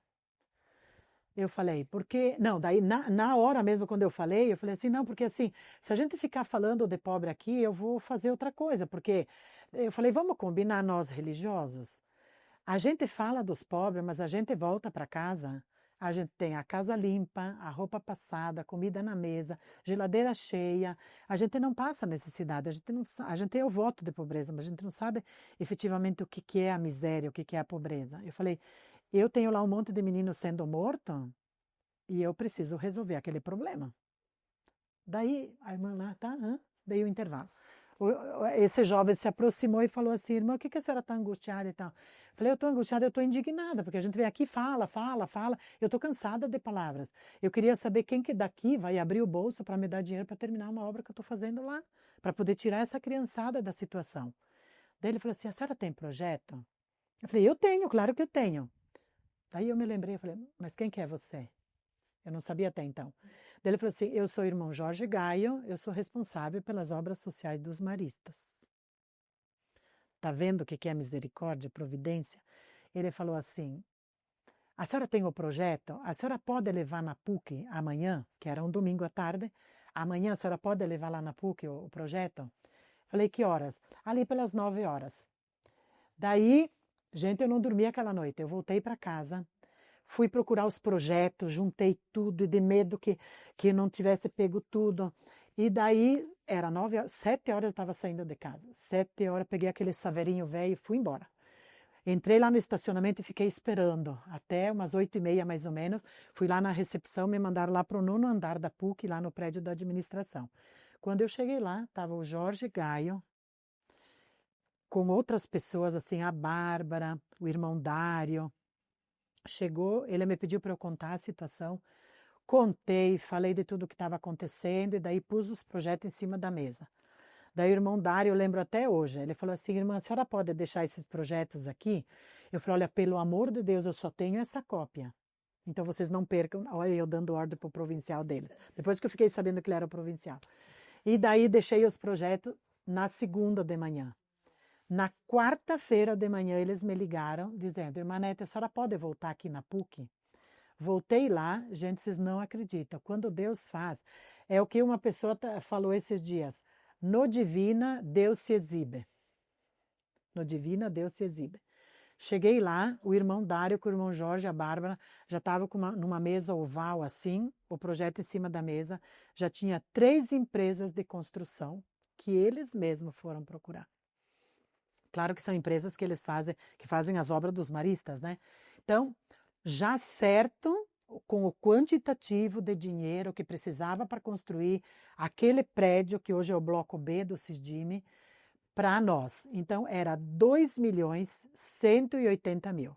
Gente, eu estou falando de 2006. No ano de 2006. Daí, não, 2006 foi que eu ganhei o terreno. Daí, 2007, começamos a construir a obra e tal. Acho que foi começo de março, acho que por aí de 2008, que foi esse negócio do meu estresse lá no encontro de religiosos e tal.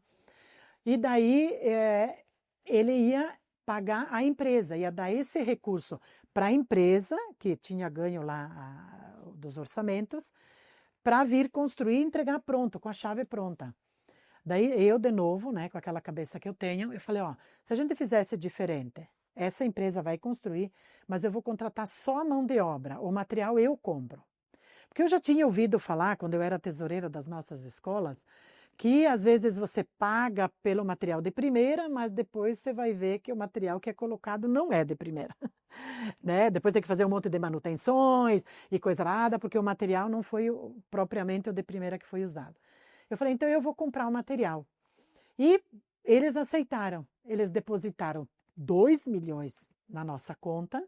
Pensa, gente, naquela época rendia o dinheiro que só, né? E daí aquilo foi rendendo e eu pagando a empresa AISA Engenharia, do Fernando lá, do Paulo e da Fernanda, quer dizer, e eu pagava direitinho, eles tinham que me apresentar a guia do FGTS, do INSS pago, daí recontratamos os pedreiros que eu tinha contratado. Eu fiz um pacto com a empresa de que eles tinham que recontratar os homens que tinham começado a obra, porque eles já conheciam os projetos. E daí chegou no final da obra, 2009, tinha sobrado 400 e tantos mil. Deu para construir a grama sintética e ainda pagar um tempo os nossos funcionários. Só que no meio desse tempo nós tivemos um probleminha, porque na hora que fui fazer a locação de obra, como é uma área de preservação ambiental, eles foram medir lá do riozinho, que é de um afluente do Passaúna, para fazer o distanciamento, que é legal, né, do distanciamento de um riozinho. E eles puxaram a obra para a direita, sem saber que nós só tínhamos um terreno doado. E aí, gente, vocês não fazem ideia, no meio disso tem muita coisa acontecendo, porque eu tive que voltar na imobiliária, ver com o Jorge quem que era o dono do terreno do lado, porque nós tínhamos invadido o terreno do lado. Falei, Jorge, eu preciso de mais um terreno, só que eu acho que a gente invadiu o terreno do vizinho. Daí fomos ver, era do seu Zé Fernandes aqui do Aviário, que tinha um menino dele autista, foi a primeira criança autista que nós tivemos na instituição e que a gente encaminhou e deu tudo certo, né? Ele realmente avançou dentro da possibilidade dele. Daí, quando eu marquei uma reunião lá com o seu Zé Fernandes, ele não pôde ir. O seu Jorge ligou para o Zé Fernandes e nós já estávamos morando nessa casa, ele veio aqui, eu fiz uma reunião com ele. E a proposta era fazer uma permuta de terreno. E o seu Jorge dava um outro terreno para ele e nós negociaríamos esse terreno do lado. Daí vai eu lá com o seu Jorge para negociar o terreno do lado. O seu Zé Fernandes aceitou. Umas semanas depois que a gente fechou o negócio, o seu Zé Fernandes faleceu de acidente de trânsito. Foi uma coisa assim inusitada, né? Eu lembro que na época eu fiquei super chocada e falei, olha, a gente não queria que fosse levado, porque ele foi super bacana conosco. Ele trocou o terreno por um terreno, inclusive, que depois deu problema porque não tinha acesso, mas foi tudo bem, deu tudo certo depois no final. E a gente então, e eu fui lá para negociar com o seu Jorge. Falei, seu Jorge, então agora eu vim aqui para negociar, porque assim, o valor que o senhor quer do terreno é muito alto para nós. Nós vamos ter que negociar assim, para eu pagar aí uma rifa que eu fizesse por mês, ia dar aqui uns R$ 200. A gente podia negociar e eu pago por longos anos R$ 200 por mês esse terreno.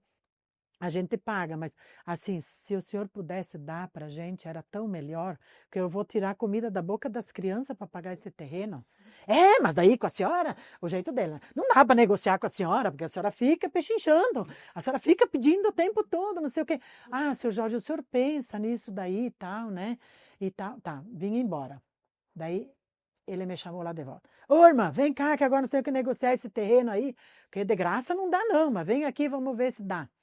Fui eu lá de novo com o meu saveirinho, lá na imobiliária. Cheguei lá, gente, ele falou assim, ah, eu já tenho outros terrenos.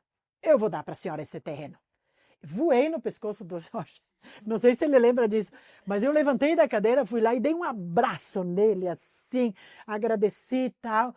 Daí sentei de volta na cadeira, toda emocionada. Ele falou, e vou dar outro terreno do lado também, porque lá parece que é uma água que brota lá, não sei o quê, não sei o quê. Daí botei os homens para roçar e fui ver, chamamos a Sanepar. Era um tubo da Sanepar que tinha estourado, não era água. Não era nascente de água. Se fosse nascente de água, eu não podia ter feito nada lá. Daí o que eu fiz? A Sanepar veio, fechou o tubo de água e eu mandei encher de caliça de construção, que tinha um pessoal lá do Filipac e tal, que já jogavam umas caliças lá no terreno. Mandei jogar um monte de terreno, jogamos terra, fizemos a primeira horta. Daí depois a gente construiu agora o bloco A, que está lá, e a estufa que nós temos lá, né? Então ele doou esse pedaço. Daí como sobrou dinheiro... daquele dinheiro dos maristas, eu falei assim, tá, e agora você pode construir uma grama sintética, pois adivinha que o terreno que a gente tinha não era suficiente para fazer a grama sintética. Tananã, tananã, adivinha? Ganhamos o quarto terreno do seu Jorge Favreto. Por isso que nós colocamos lá, quem vai no ginásio de esportes, o nome do ginásio no dia da inauguração, a gente ia colocar Jorge Favreto. Daí eu falei, Jorge, eu preciso da tua autorização, porque nós vamos colocar o nome do ginásio, o teu nome. Ele falou, irmã, não. Coloca então o nome do meu pai. Porque o meu pai nós viemos de Santa Catarina, pobres, ele contou toda a história e o meu pai ensinou a gente a trabalhar para conquistar as coisas que a gente sonhasse. Daí está lá escrito Primo Favreto. O nome do pai do Jorge nós colocamos em homenagem pela doação dos terrenos. E daí depois a gente teve que realmente comprar um quinto terreno que tinha um proprietário para poder construir a grama sintética, e lá o nosso sonho era construir um centro-dia. A gente tem esse projeto, né, que está ainda sendo aquecido, que eu ainda acho que um dia nós vamos conseguir fazer, se Deus quiser, porque a demanda para pessoas idosas está crescendo muito. Mas a gente construiu, daí construímos a grama sintética, mais um espaço para guardar uma master que a gente ganhou em 2018 do Instituto das Apóstolas do Sagrado Coração de Jesus, da província do Paraná, e que hoje transporta idosos, crianças para cá e para lá, e futebol, e dança, né? É uma master que a gente ganhou, daí eu precisava de uma garagem, a gente construiu uma garagem com churrasqueira, para fazer um churrasquinho de vez em quando, com a meninada, né? Com a diretoria, com os funcionários. Então nós temos lá o complexo que se chama Centro de Integração Social Divina Misericórdia. A partir daí, na verdade, cresceu o número de crianças atendidas. Veja, só por causa da escola de futebol, a gente foi conquistando esses espaços, né, para poder garantir um espaço de qualidade e uma formação de qualidade. Como o Diego falou, a nossa escola, ela não é só uma escola de futebol Sabará, é escola de futebol e cidadania Sabará. Porque o que nós precisamos é formar gente, né? Quando ele falou de Sementes do Amanhã, eu quero só fazer uma retrospectiva. Essa música, Sementes do Amanhã, do Gonzaguinha, foi ainda aqui quando a meninada entrou aquela época e quebrou tudo aqui no Centro Juvenil, a gente foi estudar qual seria as nossas músicas, como é que a gente ia ser identificado e tal. E na época eu cantei para as crianças essa música Sementes do Amanhã, que no final diz assim: fé na vida, fé no homem, fé no que virá. Nós podemos tudo, nós podemos mais. Vamos lá fazer o que será. Então, é fazer hoje o que a gente sonha. Então, nós temos que ser assim, nós temos que projetar a nossa vida e a vida das crianças, dos adolescentes que estão conosco para frente.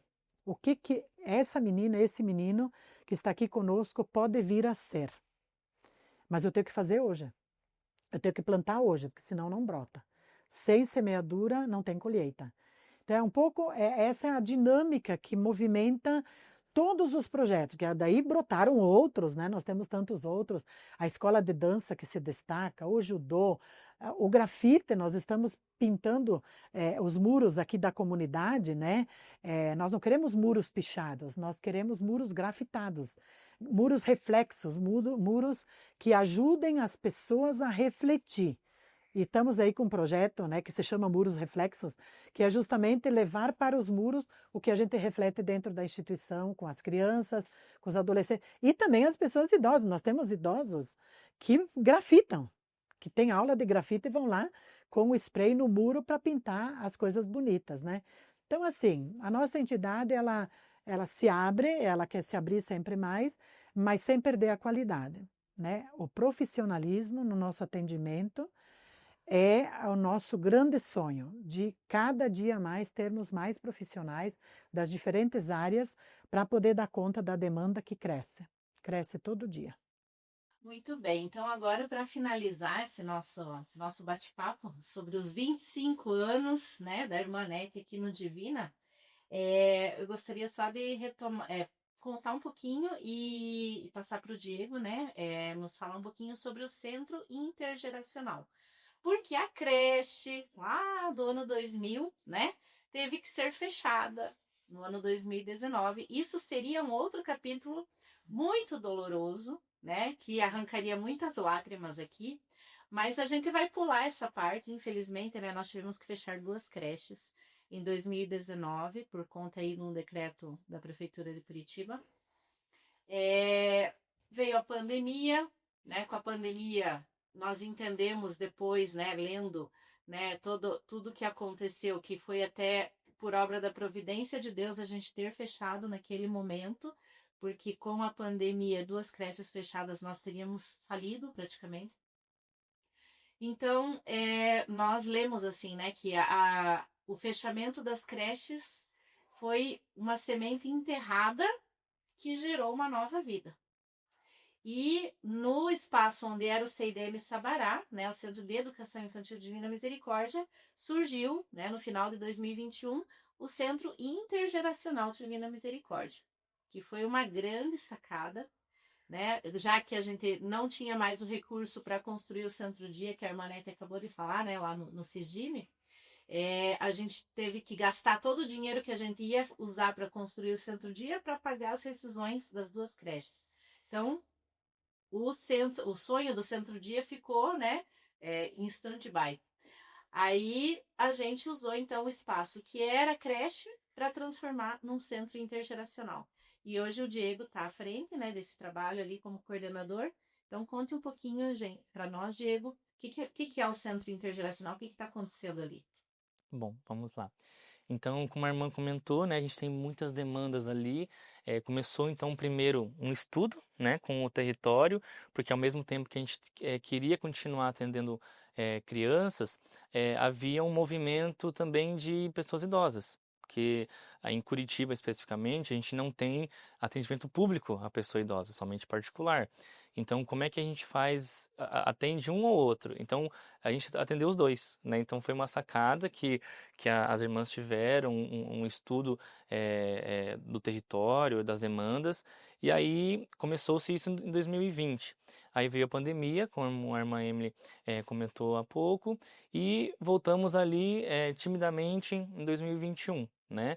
Em outubro, novembro de 2021, a fazer os cadastros, ter os primeiros movimentos, a equipe começou a se especializar, né, nessa área, né, porque a política da assistência, como a gente vem trabalhando, ela é setorizada, então trabalha por faixas etárias, né, então isso é importante também, né, porque cada faixa etária tem a sua responsabilidade, tem os seus objetivos, tem seus princípios, a forma de se trabalhar tem que ser diferente.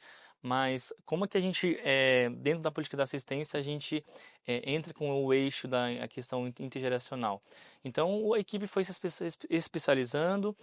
Como assistente social, eu entrei primeiramente no Secop, né? Trabalhei com idosos ali em outubro até abril, e desde abril a gente foi estudando, se especializando, lendo livros, discutindo com a equipe, com a coordenação, que era a irmã Cirlei na época, e depois com o Danilo, e eu estou dando continuidade também nesses estudos, para a gente se especializar e movimentar a unidade, porque não basta só estar no mesmo espaço, isso não é ser intergeracional, tem que ter a interação, né? Existem outras instituições que eu conheço, que eu fui pesquisar, conheço colegas que trabalham, inclusive, em instituições que têm alguns idosos e algumas crianças, mas não se institulam como intergeracional porque não tem esse movimento de interação. Então, como é que a gente provoca essa relação, né? No primeiro momento, as crianças e idosos tiveram, né, um certo receio ali. A gente foi, 2022, a gente viu que foi bem difícil a gente tentar sensibilizar ambos os públicos, né? As crianças não que elas não gostavam da companhia, elas gostavam, mas a relação era diferente. Elas não sabiam o que conversar com a idosa, como tratar elas, se chamam de velha, se chama de idoso, se chama do quê. Então a equipe também foi entendendo esse movimento, e aí a gente tem agora, desde o ano passado, criado um grupo de estudos sobre intergeracionalidade, então para tentar desenvolver na equipe também, não só a equipe técnica, psicólogos, assistentes sociais e pedagogo, mas toda a equipe, né? E a gente tem feito esse movimento um pouco mais detalhado, né? Então, quando a gente pensa em intergeracionalidade, a gente pensa na coeducação, que é o principal, é o princípio da relação entre gerações, né? Ali a gente tem crianças, por exemplo, de 4 a 8 anos, que também é intergeracional, não é só crianças entre idosos, mas que a discrepância maior é de uma pessoa idosa para uma criança. E hoje a gente percebe que quando a gente faz uma roda de conversa, uma atividade, né, as idosas, por exemplo, já fizeram judô, né, então é uma quebra de paradigmas que essa relação intergeracional, ela transcende aos limites da instituição. E por que eu falo isso? A gente tem muitos depoimentos de relação de próprios avós, de idosos que frequentam ali, que se aproximaram dos seus netos em casa por conta da relação com outras crianças da nossa instituição, e vice-versa também. Então isso cria um movimento muito presente na nossa unidade, que é de avós levarem, por exemplo, a idosa vai lá, faz atividade, gosta, tem meu neto de 7, 8 anos, tal. Então os dois começam a vir juntos, né? Como amigos, e começam a se entender. A gente tem também crianças que chegam ali, têm uma boa relação com as idosas e melhoram a sua relação com seu avô, né? Enfim, com pessoas idosas da sua vizinhança ali. Então isso é muito presente. E hoje a gente vê que temos depoimentos, né? Inclusive de uma idosa que está há muito tempo com a gente, desde o começo, que ela fala assim, hoje eu enxergo a Carolina com outros olhos. Que antes ela enxergava com uma relação hierárquica, né? Benção avó e tal, tudo bem, cuidados ali. Hoje não, ela já conhece os gostos dela, o que ela gosta de fazer, quando vê algum presentinho já pensa nela. Então a relação intergeracional, ela tá muito mais madura nesse momento. Muito bem. Ainda a gente teria muita história para contar, mas já está ficando longo o programa, né? Para nós finalizarmos, né, esse bate-papo sobre os 25 anos, né, de trabalho, de missão da Hermanete aqui no Divina, então eu convido cada um de vocês agora a encerrar com uma palavra assim. O que é essa palavra esperança, qual que é a expectativa, qual que é o sonho ainda que vocês têm em relação, né, a essa missão que vocês fazem parte, né? Cada um de vocês faz parte não só da história, mas ainda participando hoje como membro da diretoria, usuária do Secop, como funcionária, né? Educadora das crianças ali, dos idosos, coordenador, né? Das nossas unidades. Vocês também fazem parte da construção do futuro, né? Sim. Do sonho do Divina. Então, que cada um de vocês pudesse expressar para nós um pouquinho qual é essa esperança, essa expectativa em relação a essa missão. A esperança é que o ano que vem, que a gente vai continuar participando e que venha mais coisas boas, muitas coisas boas e o almoço para os idosos. E que a gente consiga convidar mais idosos, porque a gente que mora ali ao redor, a gente vê que tem muitas pessoas que não querem participar. A gente vai convidar, mas eles não querem, irmã. Mas a gente essa esperança é que a gente está até conversando lá no Secop para as pessoas chegarem ali, né? Participar junto com a gente. Isso mesmo. Aumentar o número de Aumentar o número de usuários. Muito bom. Cláudia? É a nossa esperança que através desse programa de hoje, né, a gente possa alcançar mais idosos, mais crianças, mais adolescentes, para que eles venham conhecer esse novo espaço, né, e que eles tenham outras oportunidades, né, que nem a gente tem oficinas de canto, de música, né, que eles possam ser uma pessoa melhor, né, conhecendo esse espaço. Mais esperança, mais interação entre as famílias, né? Que seja quebrado muitas coisas que foram lançadas sobre a vida deles, né? Que isso tenha, né? Que possa alcançar mais famílias. Muito além do que outras pessoas conhecerem, que mais pessoas possam colaborar com a nossa missão, né? Empresas, pessoas que sintam no coração que se identificam com a nossa missão, com a nossa causa, que possam nos ajudar também, né? A gente faz um trabalho muito qualificado, então quem ajuda missionário, missionário é. Então, o que eu desejo é que mais pessoas conheçam o CASDM para que nós possamos transformar mais vidas. Bom, na verdade é assim, eu acho que eu já vi o suficiente de quanto a misericórdia de Deus ela é concreta, ela é palpável e não é mérito, as irmãs têm fé, não, é pura gratuidade de Deus.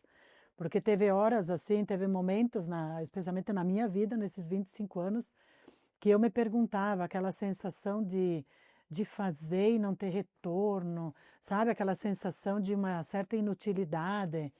Você só vai ver isso depois, mas nem é isso que a gente tem que buscar, na verdade. Mas assim,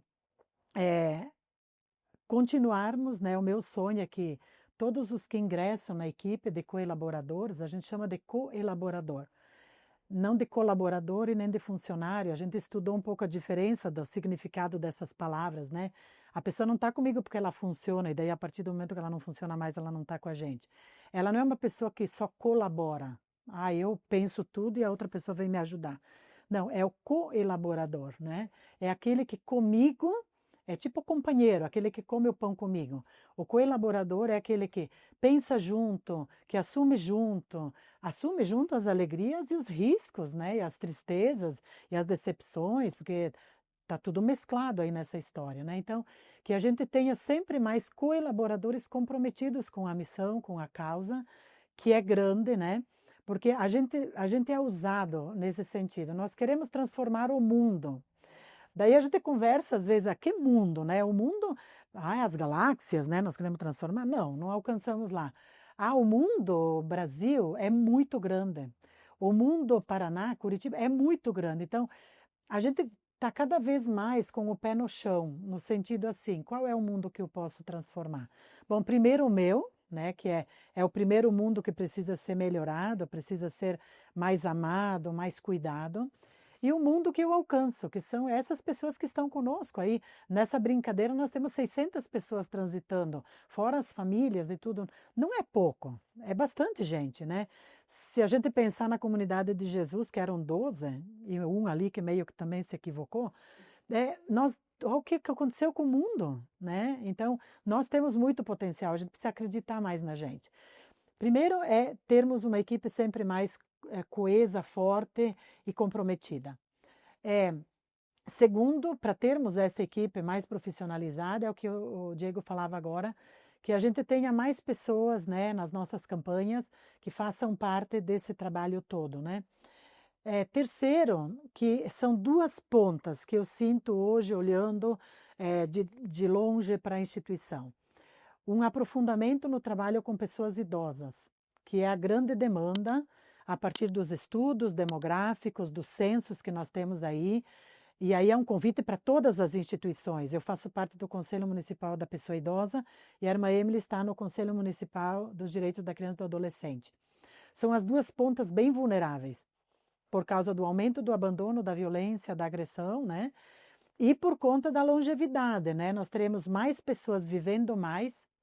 Isso não diz que é com mais qualidade, porque nós temos ainda muitas denúncias de abuso econômico, de violência contra pessoas idosas, de abandono, né?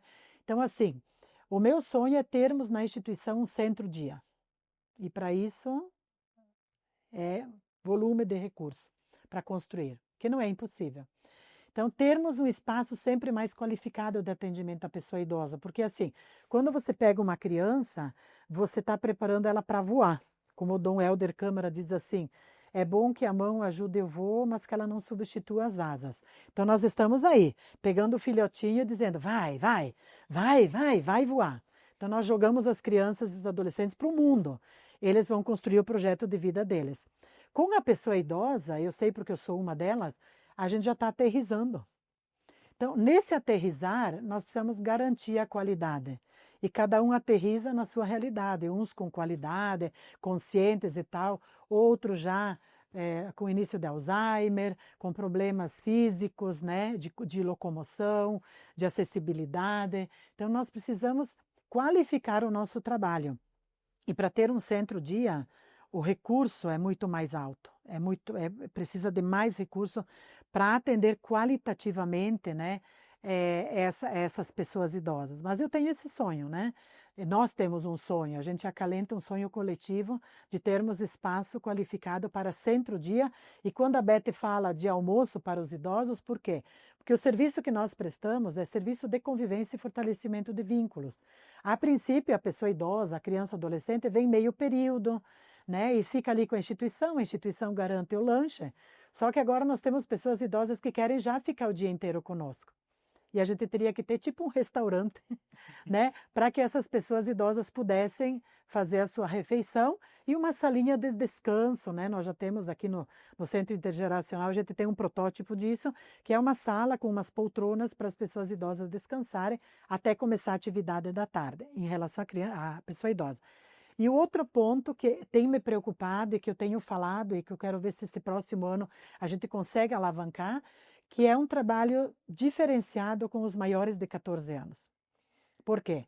Porque os maiores de 14 anos eu já tenho que preparar para o mundo do trabalho, para o mundo das responsabilidades, né? Eles já estão namorandinho e tal, às vezes querem constituir família, e às vezes nós temos aí famílias tão assim, construídas do nada, e daí tem filhos, pessoas que não amam os filhos que têm. A gente convive com isso, né, irmã Emily? O dia inteiro, né, nós que estamos aqui à frente, de pais e mães que parece que não amam os filhos, talvez porque não tiveram formação, não foram preparados para uma vida em família, enfim, mesmo para as vocações, né, para serem sacerdotes, religiosas, e para serem cidadãos, no caso. Então, eu tenho ali um sonho de estruturar o trabalho com os maiores de 14 anos de uma forma diferente. Para vocês terem ideia, nós temos adolescentes de 13, 14 anos que não sabem ler e não sabem escrever. Eu tenho que ter uma estrutura para dar conta dessa demanda básica que não permite que esse adolescente acesse muitas outras coisas, um Enem, um emprego, ele vai fazer uma entrevista, ele não vai passar, porque ele não sabe escrever, não sabe ler. Ele já sofre a discriminação, já sofre o bullying na escola, já está sendo empurrado. Eles mesmos dizem, eu sou empurrado.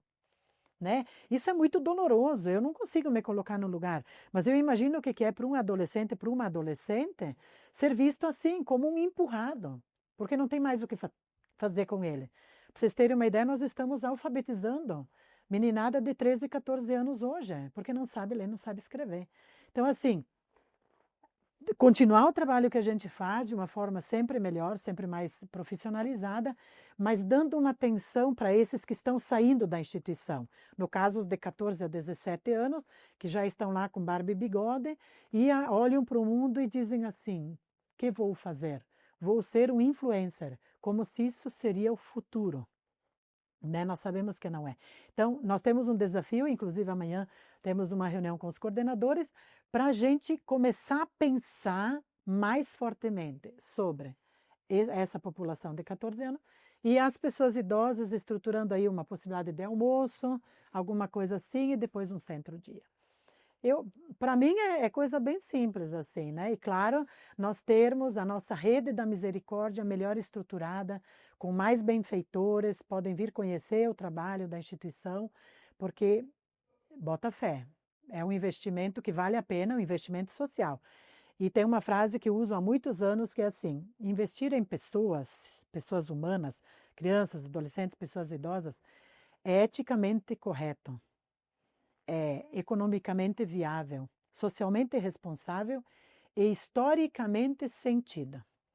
Quando eu invisto numa criança aqui, faço tudo do melhor para ela, a história vai ter as consequências, a história vai ser melhor.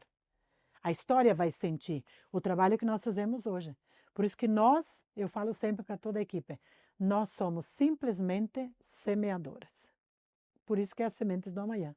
Somos somente e tão somente semeadores da boa semente, da abundante semente. Temos que semear com generosidade, porque em algum lugar essa semente vai cair. E a gente não vai se arrepender de ter feito a nossa parte. É isso que nós fazemos no Divina. Muito obrigada, né? A participação da Beth, da Cláudia, do Diego, que estão aqui representando todos os funcionários, toda a diretoria e todos os usuários do Divina.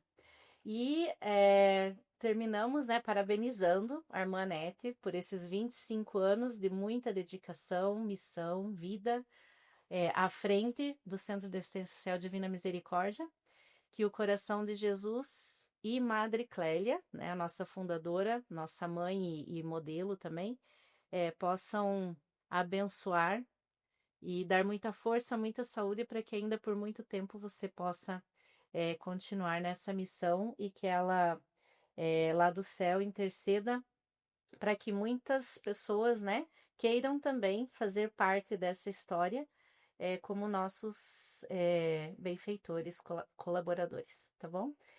Deus abençoe. Quer falar ainda? Na verdade, sim, eu não posso terminar essa conversa nossa sem agradecer. Agora me vem umas pessoas assim que já partiram, né, que já morreram, inclusive durante a pandemia, e que fizeram parte da nossa história. E tudo isso é possível, não é um nome, não é uma pessoa, é porque eu estou fazendo 25 anos, mas em momento algum eu teria feito qualquer coisa se eu não tivesse tido do meu lado irmãs apóstolas, minhas co-irmãs, dando apoio, festejando comigo, sofrendo comigo, né, conquistando comigo, vendendo bazar, fazendo festa ali incansavelmente, né, irmãs inclusive que já faleceram. E também toda essa equipe, né, que aqui é representada pelo Diego, pela Cláudia e pela Beth, pessoas que como nós não temos nada de especial. Nós temos muito amor e muita boa vontade. E é por isso que o Divina vai para frente, porque é a soma de todas essas pessoas. Então, eu sou imensamente agradecida a Deus, primeiro, por ter feito essa loucura na minha cabeça, de ter dito, não, eu vou fazer outra coisa, eu quero fazer outra coisa, e depois ter encontrado no meu caminho irmãs e pessoas que realmente abraçaram a causa junto e que o Divina é hoje o que nós fizemos juntos, né? Então, e nós temos muita esperança, muita gente para atender, é muita gente precisando, e a gente não pode desanimar, porque Deus está conosco e Ele é fiel. Ele é fiel naquilo que Ele promete. E nós estamos aqui para sermos servos inúteis, mas servos e servas nessa grande obra que é o reino de Deus. Então, muito obrigada de coração a todos. Ontem um menino que brincava me falou.